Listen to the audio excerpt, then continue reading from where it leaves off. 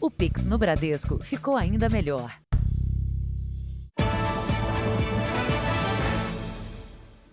Boa noite. Boa noite. A imprudência somada à pressa tem custado a vida de muitos motociclistas em São Paulo.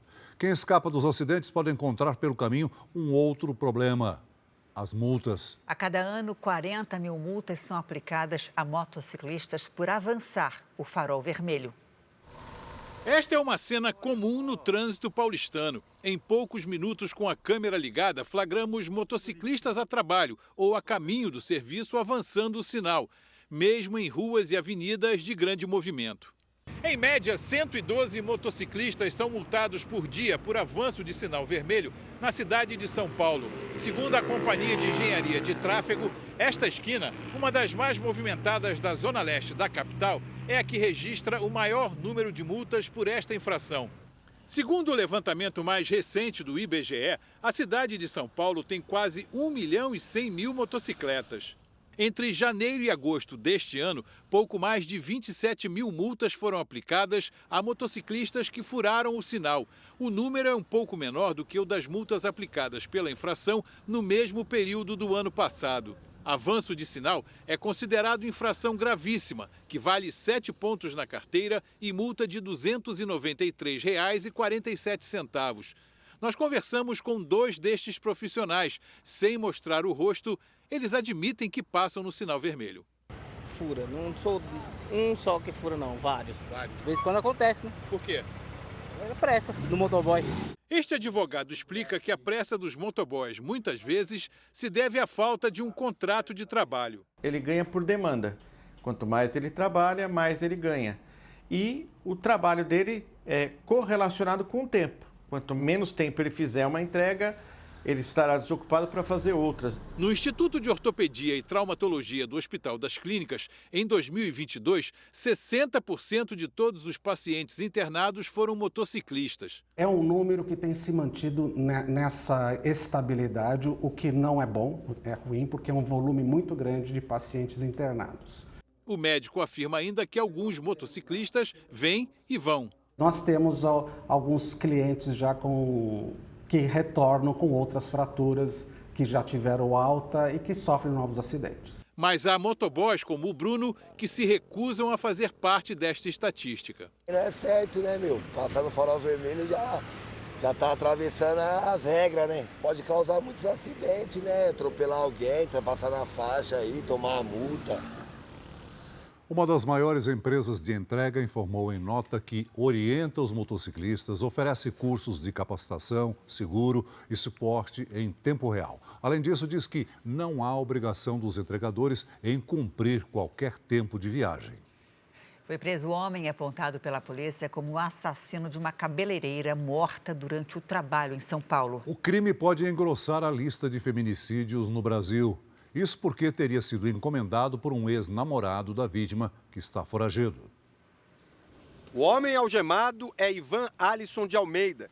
Ele é apontado pela polícia como o autor dos disparos que mataram a cabeleireira Natália Balduino, de 26 anos, há uma semana. Câmeras de segurança registraram o momento em que o assassino entra no salão na zona leste de São Paulo, atira 2 vezes contra a vítima e sai em seguida.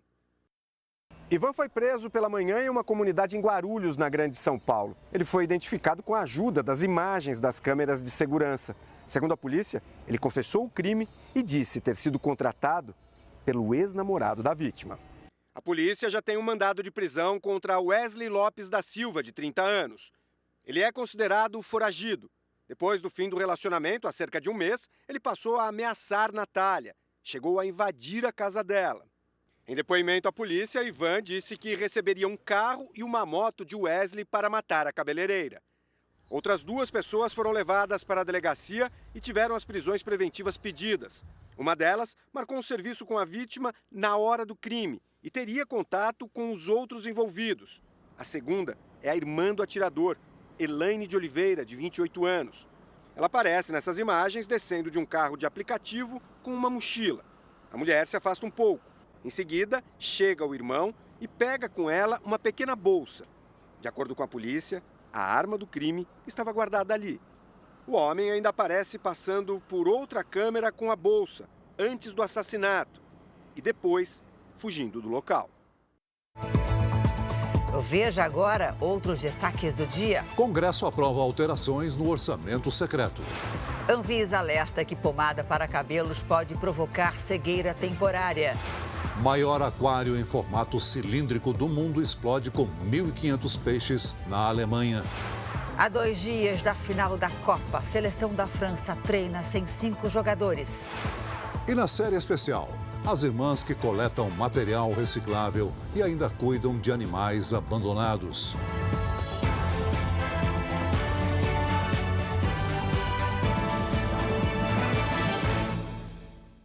Oferecimento: cartões Bradesco, muito mais benefícios.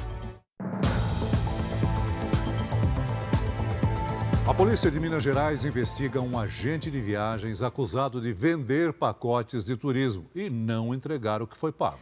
Pelo menos 60 clientes afirmam que foram enganados pelo empresário em todo o país.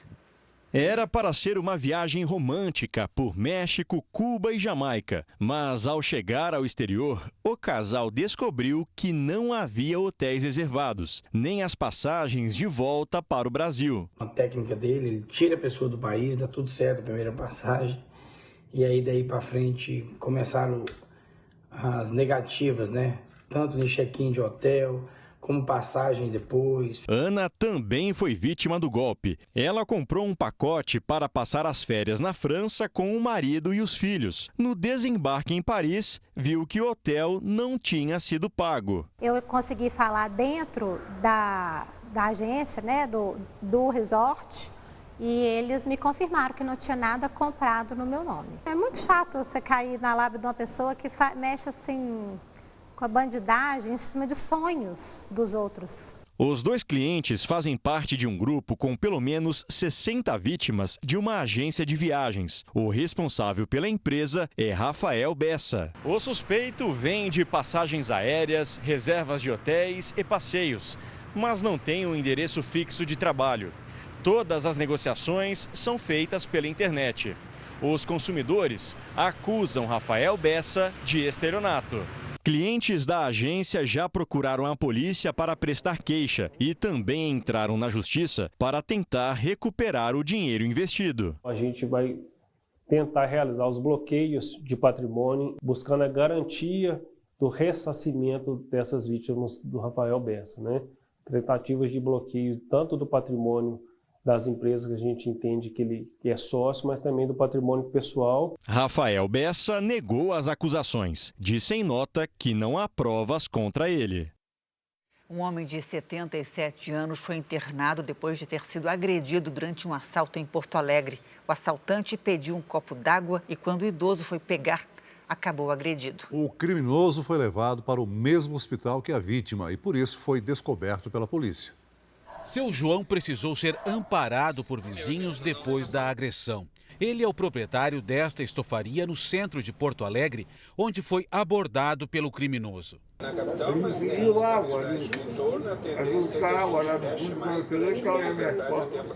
Assim que o criminoso anunciou o assalto, seu João reagiu e foi atacado com um pedaço de madeira. O celular dele e R$ 150 em dinheiro foram levados.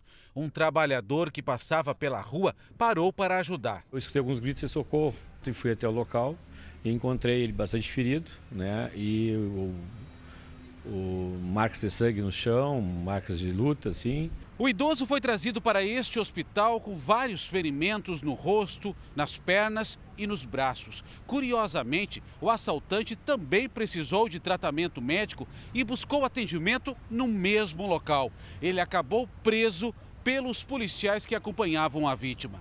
E chegou uma senhora dizendo que o ladrão está aqui, o ladrão está aqui. E aí o policial militar abordou e depois fizeram o reconhecimento com a vítima, ele foi preso. O criminoso é morador de rua, tem 38 anos e foi detido em flagrante. Ele possui antecedentes criminais por tráfico de drogas, roubo a estabelecimentos e estupro. Em Goiás, a polícia apreendeu um arsenal usado por criminosos, principalmente para intimidar policiais. Uma serra foi usada para arrombar o cofre. Dentro dele, a polícia encontrou um arsenal com mais de 50 armas de fogo, entre fuzis, revólveres e pistolas. A maioria não tinha registro e foi trazida de outros países para o Brasil.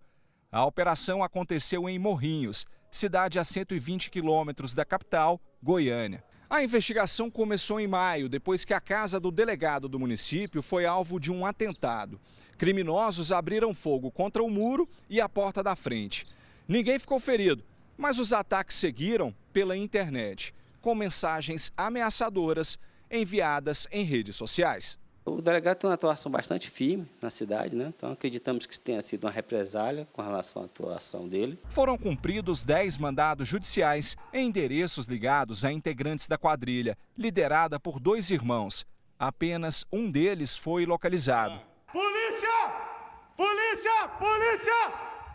Alan Araújo Silva foi preso.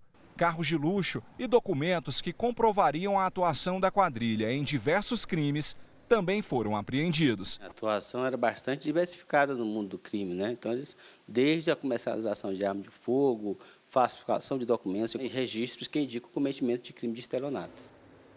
O presidente eleito Lula se reuniu hoje com o presidente da Câmara, Arthur Lira. Os dois tentam chegar a um acordo para a aprovação da PEC do estouro na semana que vem. Pela manhã, Lula se encontrou com o futuro ministro da Defesa, José Múcio Monteiro, e os futuros comandantes das Forças Armadas. O presidente eleito convidou formalmente os militares para comandar o Exército, a Marinha e a Aeronáutica.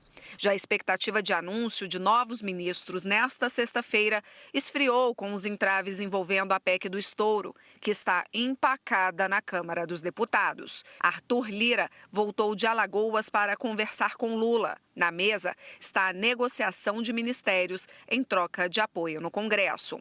Pessoas próximas a Lula afirmam que o presidente eleito voltou atrás e resolveu não anunciar novos ministros, porque, dependendo do acordo com Lira, poderá ter que refazer o desenho da esplanada.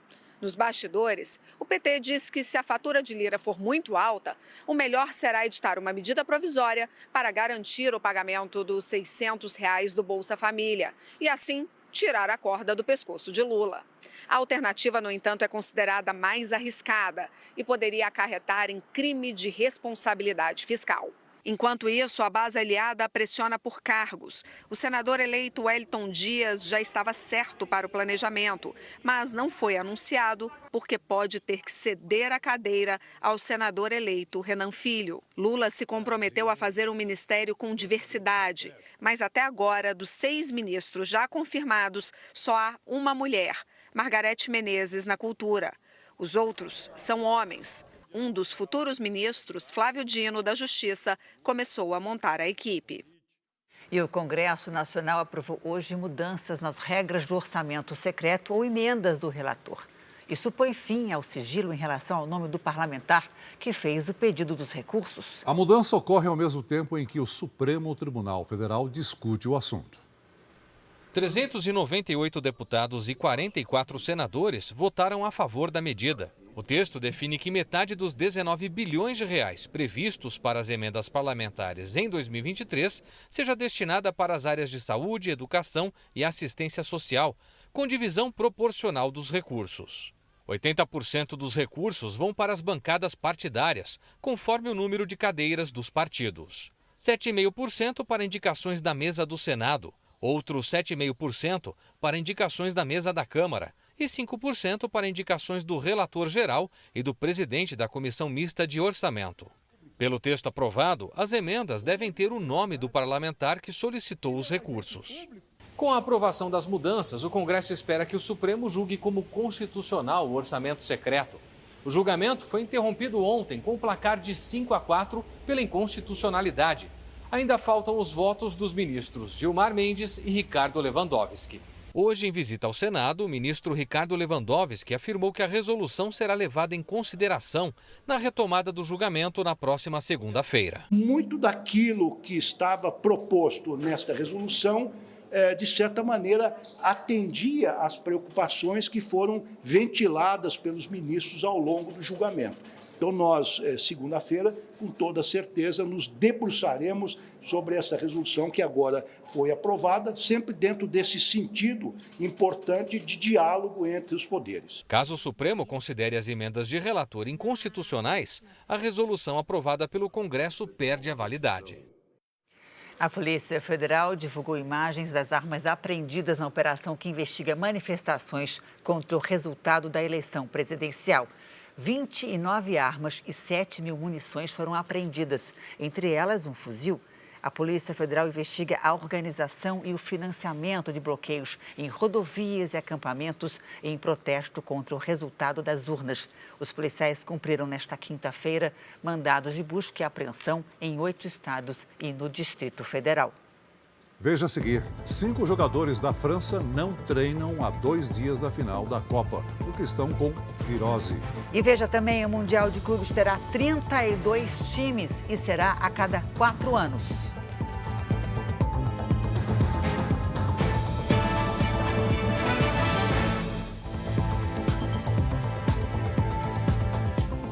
O assunto agora é Copa do Mundo. O Brasil está fora, né? Infelizmente, mas para quem gosta de futebol, a final vai ser um jogão, né, Celso? São 2 grandes seleções, Com certeza. Milena Ciribelli, boa noite para você. Será uma disputa entre gigantes da bola, né? 2 potências do futebol. Boa noite, Janine e Celso. Boa noite a todos. Pois é, faltam só 2 dias para sabermos quem será o novo tricampeão mundial. 2 craques absolutos estão na disputa entre França e Argentina, daqueles que marcam a história das Copas. Os 2, Messi e Mbappé, duelam também pela artilharia do campeonato e pelo prêmio de melhor jogador. Quem tem um gênio criando surpresas e maravilhas desde menino, tem tudo ou quase tudo.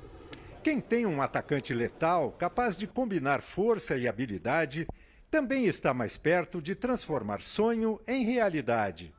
Os 2 jogam juntos no Paris Saint-Germain da França, dividem a artilharia com 5 gols e também disputam o prêmio de melhor jogador da Copa. É a França em busca do tri e o tri no foco da Argentina. Esta final vai gerar até domingo uma grande expectativa e um dilema: torcer para o nosso maior rival ou apoiar a seleção que mais vezes mandou o Brasil de volta para casa na história dos mundiais. A França eliminou nossa seleção em 1986, em 2006 e em 98 foi campeã em cima do time que tinha Ronaldo Fenômeno, Cafu e Rivaldo. Esta família já fez sua escolha e ela é uma só. França. Os amigos Flávio e Tiago e Bruno e Rodrigo tentam se recuperar da frustração pela eliminação do Brasil e dividem suas preferências nesta decisão. Olha, o coração sofre um pouco, mas é a Argentina. Vai ser importante para a gente quebrar um pouco essa hegemonia da Europa. A França também está ganhando, já ganhou 2 títulos da nossa geração.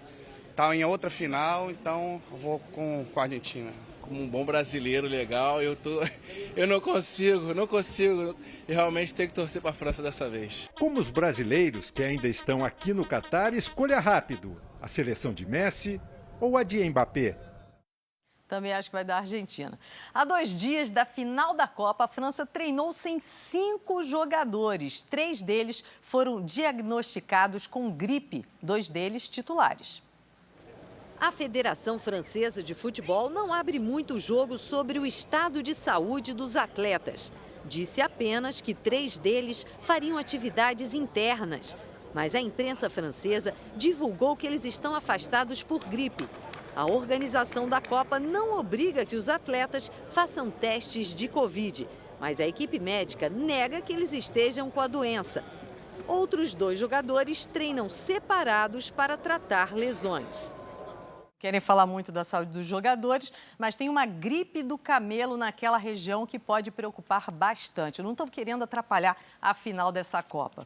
A FIFA anunciou hoje que o Mundial de Clubes de 2022 será no Marrocos no ano que vem. Além disso, o campeonato deve passar por mudanças. A próxima edição do Mundial de Clubes mantém o formato tradicional com 7 clubes. Flamengo e Real Madrid estão entre os times que disputarão o torneio entre 1º e 11 de janeiro no Marrocos. A partir de 2025, o campeonato será disputado de 4 em 4 anos e terá 32 times. A sede ainda não foi definida e nem como vai funcionar a disputa e a classificação. A FIFA também anunciou, sem mais detalhes, a criação de um Mundial para clubes femininos. Pelo jeito vai ficar mais difícil conquistar esse título, né? Gente, eu volto amanhã com outras notícias da Copa e você pode saber tudo sobre o Mundial acessando o R7. Janine, Celso. Obrigada, Mi. Bom trabalho amanhã. Obrigado, Milena. Obrigada. Ainda nesta edição, em São Paulo, pedágios mais caros vão influenciar o valor de fretes e produtos. E a seguir, um alerta da Anvisa: pomada para os cabelos pode provocar cegueira temporária.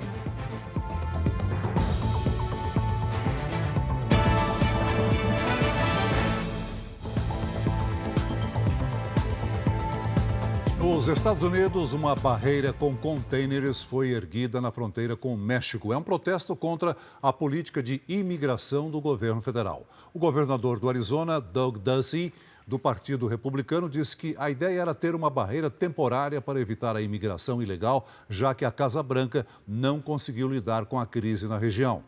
O governo do democrata Joe Biden entrou com uma ação em que cobra o Estado pela invasão de território federal.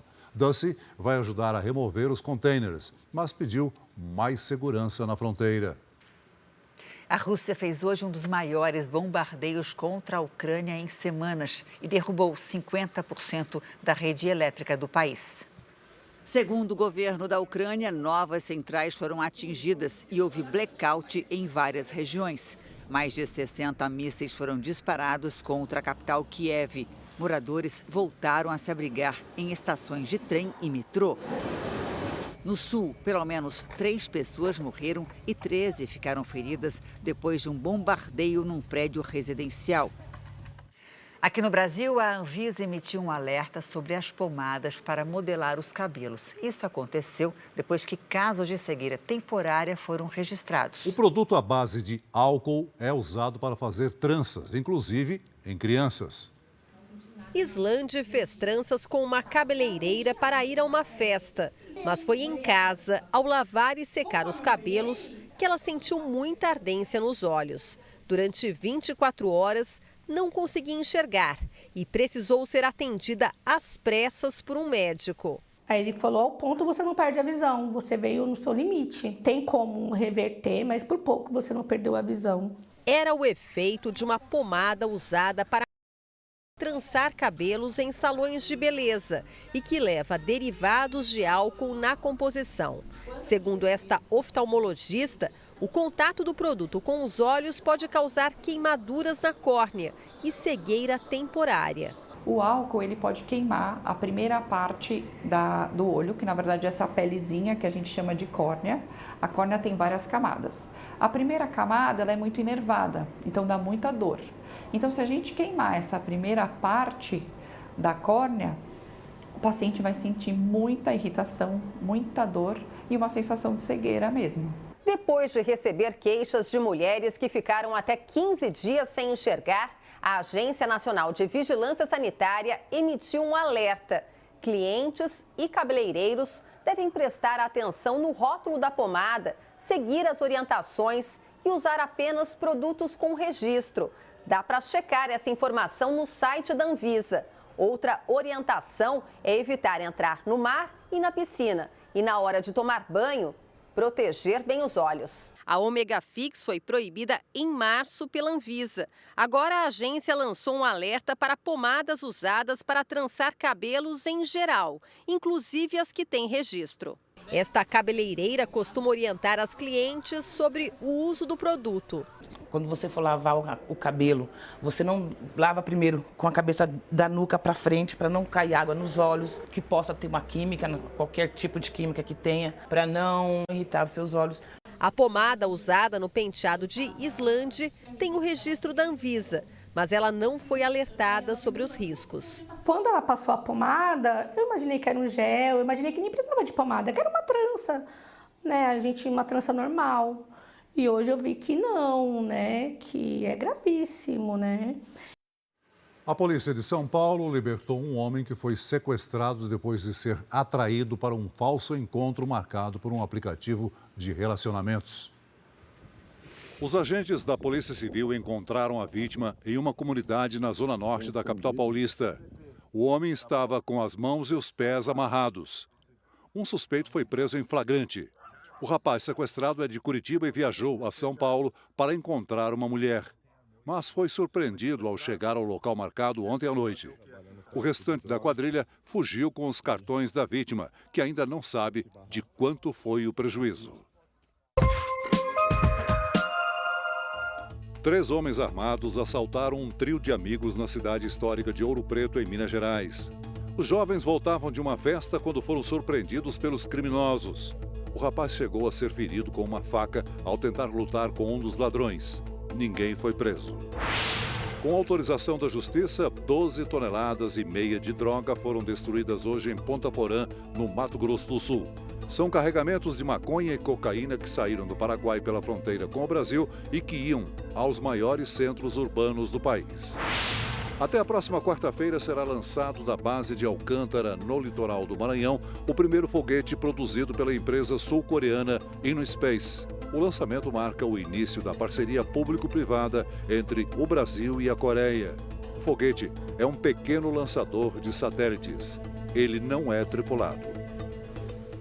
Um boato levou centenas de pessoas a tentar invadir a casa de uma família no Rio de Janeiro. A situação só foi contornada com a chegada da polícia. Pedro Paulo Filho, boa noite aí para você. O que foi que aconteceu? Pois é, Janine, esse poderia ter sido um daqueles casos em que uma informação não confirmada tem consequências graves, viu? Uma boa noite para você, boa noite a todos. O caso foi o seguinte, o grupo acusava uma das moradoras da casa de manter uma página nas redes sociais que fazia fofocas sobre a vizinhança. Revoltados, os vizinhos tentaram entrar à força na casa dela. O tumulto só terminou quando várias equipes da Polícia Militar chegaram para reforçar a segurança no local. E um detalhe, a jovem acusada nega ter envolvimento com a página de fofocas na internet e registrou um boletim de ocorrência. Só que não parou por aí. Pouco depois, uma outra mulher que também mora no bairro procurou a polícia, afirmando ter recebido ameaças no telefone por causa da mesma acusação. Janine e Celso. Obrigada, Pedro Paulo. A reserva do Taim, no Rio Grande do Sul, está em chamas há 4 dias. O fogo se espalhou por 12% da estação ecológica que abriga centenas de animais, alguns ameaçados de extinção. Paloma Poeta, boa noite para você. O que provocou esse incêndio? Foi um raio que caiu na vegetação na segunda-feira, Janine. Boa noite a você, ao Celso e a todos. O raio caiu perto da BR-471, em Santa Vitória do Palmar. A estimativa é que os agentes levem mais alguns dias para conter as chamas. Mas o caso é visto como pontual. O número de queimadas no Rio Grande do Sul diminuiu 33% em comparação com o ano passado. Mas há outros estados com um aumento no número de queimadas e de focos de incêndio. O primeiro é o Pará, depois o Mato Grosso e em terceiro o Amazonas. A chuva, claro, pode ajudar. Vamos ver como fica o tempo amanhã pelo país? Os mapas mostram um corredor de umidade de norte a sudeste, baixa pressão próxima ao centro-oeste e uma frente fria na altura de São Paulo. Consequência disso, alerta para tempestades no Espírito Santo, Minas Gerais e Goiás, da Bahia ao Maranhão, no Tocantins, no Acre e entre o Pará e o Amazonas. Atenção, há risco para queda de granizo em Mato Grosso do Sul. O volume de chuva previsto pode causar alagamentos. Nas áreas claras do mapa, tempo firme. Isso inclui as capitais Porto Alegre, Aracaju e Maceió. Em Curitiba, vem mais friozinho, mínima de 15 e máxima de apenas 21 graus. No Rio de Janeiro, faz entre 20 e 28. E em Goiânia, vai de 21 a 28 graus. Em São Paulo, teremos sol e tempo nublado na manhã de sábado. E chuva a partir da tarde. De domingo em diante, essa chuva pode vir a qualquer hora do dia. E as temperaturas vão cair. Na terça, a máxima tem cara de mínima, 22 graus. Tempo delivery para o Anderson de Vila Velha, Espírito Santo. Claro, vamos para lá. Oi, Anderson. Olha, pode ir da praia no sábado pela manhã, que é quando o sol aparece, porque à tarde tem previsão para pancadas de chuva. E atenção, entre o domingo e a segunda-feira pode haver transtornos como alagamentos. Participe também do nosso Tempo Delivery. Mande seu pedido pelas redes sociais com a hashtag Você no JR. Janine, Celso, bom fim de semana para vocês. Obrigada, bom trabalho para você amanhã. Para você também, Paloma. A seguir, um aquário gigante com 1.500 peixes explode na Alemanha. E veja também a história das irmãs que coletam recicláveis e ainda cuidam de animais abandonados.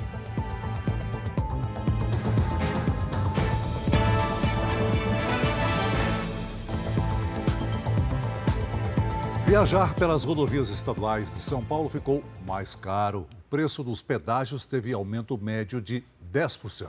O reajuste foi adiado por 5 meses e deve provocar impacto no valor de fretes e produtos.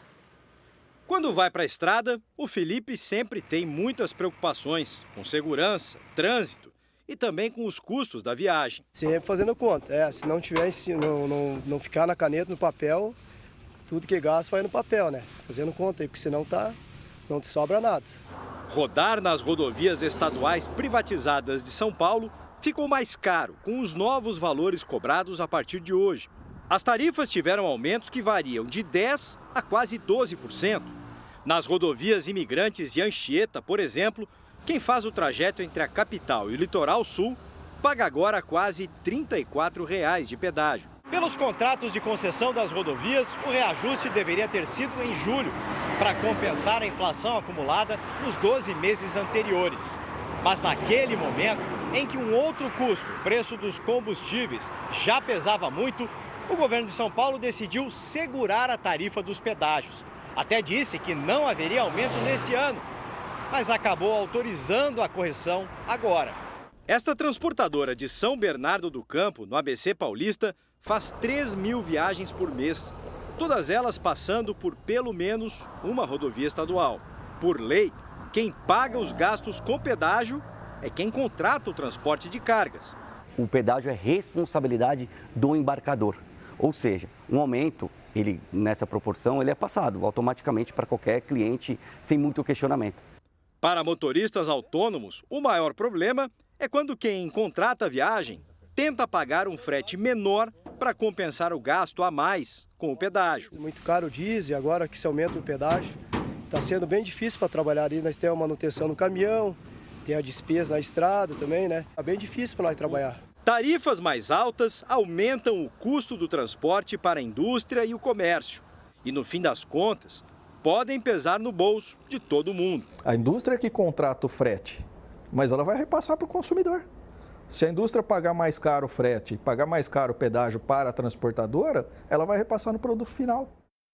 O governador reeleito do Rio de Janeiro, Cláudio Castro, do PL, foi diplomado pelo Tribunal Regional Eleitoral. A diplomação marca o fim do processo eleitoral e deixa o político habilitado para a posse em janeiro.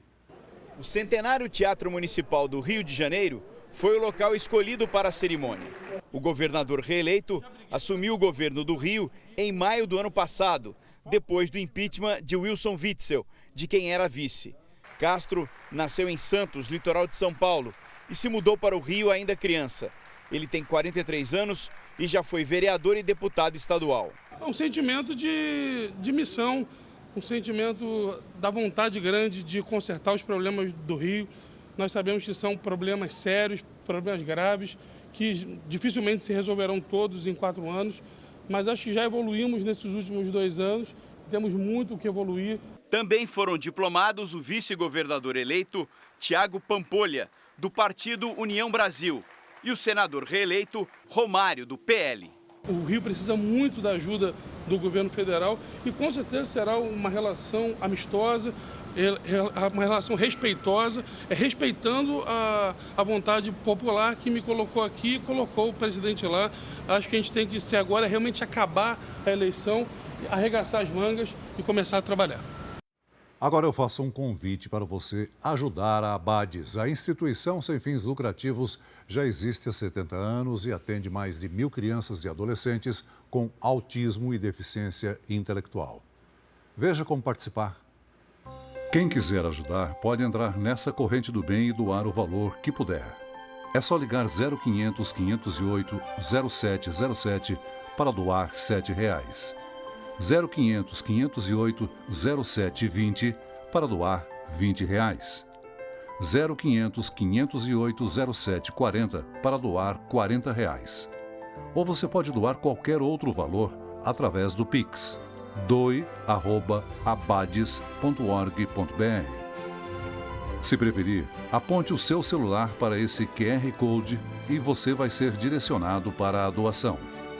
Ajude a Abades a construir uma sociedade mais inclusiva. O maior aquário cilíndrico do mundo, que abrigava cerca de 1.500 peixes exóticos, explodiu em Berlim. Partes da estrutura e mais de 1 milhão de litros de água se espalharam por uma rua da capital alemã. O aquário tinha quase 16 metros de altura e ficava na recepção de um hotel. Mais de 100 bombeiros foram encaminhados ao complexo, que abriga também um museu, lojas e restaurantes. Segundo a polícia, 2 pessoas ficaram feridas por estilhaços. Testemunhas dizem que a explosão parecia um terremoto. Equipes de resgate demoraram para acessar a área por causa da quantidade de destroços. A causa da explosão está sendo investigada. A suspeita é que as baixas temperaturas tenham provocado rachaduras no vidro, que se partiu com violência por conta da pressão da água. Segundo a administração do aquário, a maioria dos peixes morreu. O aquário abrigava mais de 100 espécies. Um estudo do Centro de Controle e Prevenção de Doenças dos Estados Unidos revela que as mortes por overdose entre adolescentes dobraram entre 2019 e 2021. O aumento pode estar relacionado a um opioide sintético 50 vezes mais potente que a heroína.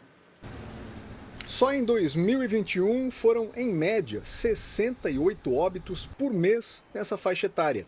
Na comparação com o ano de 2020, o número mais do que dobrou.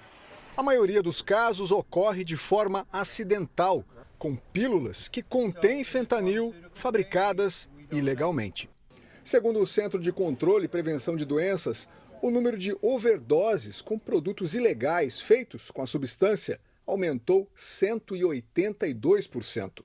O Departamento de Narcóticos aqui dos Estados Unidos emitiu um alerta de segurança pública por causa do volume de apreensões de pílulas falsificadas contendo fentanil.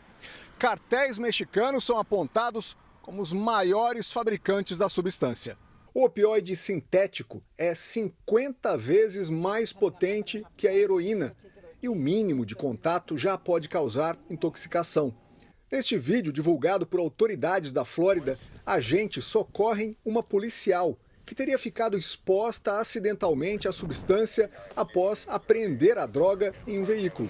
Ela teve problemas para respirar e pediu ajuda pelo rádio ao perceber os primeiros sintomas. O opioide falsificado é feito em laboratórios ilegais, sem controle, e costuma ser mais barato em relação à cocaína e à heroína. 10 pessoas morreram no incêndio em Lyon, na França. Um prédio no subúrbio da cidade pegou fogo durante a madrugada. Entre as vítimas, há 5 crianças. 19 pessoas ficaram feridas, entre elas 2 bombeiros. 4 estão em estado grave. Segundo testemunhas, o fogo começou no térreo e se espalhou para outros andares.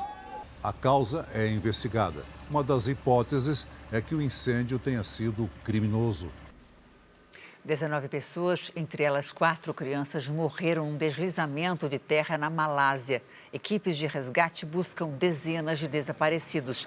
A terra cedeu de uma altura de 30 metros sobre um acampamento agrícola onde estavam as vítimas. 90 pessoas dormiam quando foram atingidas.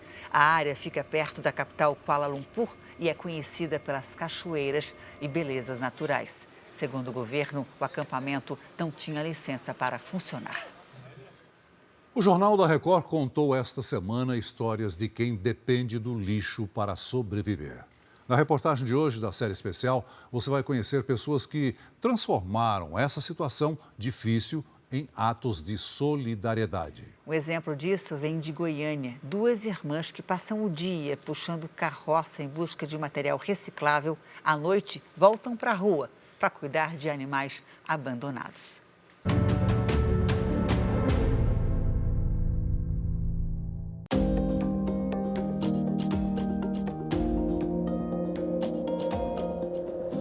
vasculhar o lixo, coletar e dividir o que nem tem, ir em busca de doações, economizar nas próprias refeições para alimentar os bichos da rua. Com a maior parte do dinheiro da reciclagem e de doações, as irmãs saem às ruas para alimentar animais abandonados. Bebê! Corre! Vamos, papá, olha! Chegou o papá! Nessa espécie de segundo turno de trabalho, as irmãs passam por 3 bairros nobres de Goiânia, um coladinho no outro. E a cada esquina como essa, são 3, 4, até 5 potinhos como esse, de alimentos. No fim da jornada, mais de 10 quilômetros de caminhada. E aí, no fim da noite, são pelo menos 150 paradas como essa. Já mestrou eles pela voz, bebê, aí no outro ponto é pretinho, aí eles vêm tudo, para evitar maltratos. É porque sempre a gente via um cachorrinho, um gatinho solto na rua. A gente saía correndo com a vasilha de água e comida já para colocar para ele. Aí vai aumentando, um vai surgindo, o outro vai convidando o outro e vai só aumentando. A solidariedade que garante a ração, o alimento e o sustento de milhares de famílias brasileiras. Tudo vem dos recicláveis. O Brasil produz todos os anos quase 30 milhões de toneladas de resíduos sólidos que poderiam ser reciclados. Papel, papelão, plástico, latinha. Nessa caçamba aqui, por exemplo, que é bastante grande, você tem que subir até de escada, cabem cerca de 3 toneladas só de papelão. Parece muito, mas se comparado com outros países do mundo, não. O Brasil só recicla cerca de 4% de tudo que poderia. A exceção fica por conta das latinhas. O Brasil recicla praticamente tudo que produz. Só no ano passado foram mais de 415 mil toneladas. Fica até difícil calcular. Se ficar mais fácil para você, 33 bilhões de unidades como essa. Uma parte disso e outra infinidade de coleta chega todos os dias, o dia inteiro, no ferro velho comandado há 12 anos pela dona Sueli. Função aprendida no susto, depois de se ver sem emprego e renda. Os fregueses de lá vinham aqui, eles não acreditavam, falavam, dona de padaria num ferro velho. Os catadores chegam carregados com a coleta do dia. Muitos só contam com o corpo mesmo, como o seu Sérgio. Põe aqui e vai embora. É que com tanta gente disputando esse ofício, a carroça de reciclagem, que custa entre R$ 700 e R$ 1.300, virou artigo disputado e alvo de furtos. Foi assim que seu Sérgio perdeu a dele. Aí é só deixar o carro lá embaixo para ir lá em cima. Aí esse tempo que a senhora foi lá em cima é o tempo que passou alguém e pegou o carrinho. Seu Norival também já teve a dele. Assim tem uma tristeza, né, pô? É meu trabalho, né? Olha, eu até paguei os pessoal que mora lá para cima para procurar para mim, mas infelizmente não encontraram o carrinho. Mas graças a uma invenção de dona Sueli, seu Norival e outros catadores da região podem pilotar uma carrocinha diferente, sem ter que pagar pela locação. Normalmente, o aluguel engole mais da metade do lucro com o dia intenso de trabalho, pesado, centavo a centavo. Ajuda, né? A livrar, né? Para quem precisa estar aí correndo para levar o seu pão cada dia. Entre a infinidade de objetos que chegam por aqui, dona Sueli percebeu a quantidade de geladeiras velhas, que na prática ocupavam espaço demais e valiam muito pouco. Viravam um entulho. Então veio a ideia, com a ajuda de um serralheiro, um eixo de ferro e rodas de moto ou carro, as geladeiras ocas foram virando uma frota de carrinhos. Ela é mais prática, que ela é estreita, né? E cabe muita coisa, eles trazem bastante peso nela. Entre tantas geladeiras ambulantes está o xodó do seu Norival. Batizada de Fênix, tem sido uma mão na roda. Todo dia sai vazia e volta carregada. Do que olhando assim, Para os mais desavisados, parece apenas um punhado de entulho, um monte de lixo. Às vezes as pessoas confundem a gente como trabalhador, como marginal. Essa é a verdade. Ela não sabe da nossa vida e nem da nossa história. E antes de encerrar a edição de hoje, um cãozinho que viralizou na internet depois de rasgar um saco de ração e comer quase tudo sozinho. Foi tanta comida que o cãozinho ficou até com a barriga inchada. O tutor mostrou o resultado nas redes sociais e logo o vídeo conseguiu milhões de visualizações. O animal se chama Beethoven e tem 2 meses e meio de vida. Um veterinário avaliou o cachorro e disse que ele não corre riscos, apesar de ter comido tanta ração em poucas horas. Guloso, hein? Imagina quando o Beethoven crescer, ficar daquele tamanho. O Jornal da Record termina aqui. A edição de hoje na íntegra e também a nossa versão em podcast estão no Play Plus e em todas as nossas plataformas digitais. E à 00:30 tem mais Jornal da Record, fica agora com a novela Jesus. Boa noite para você. Boa noite.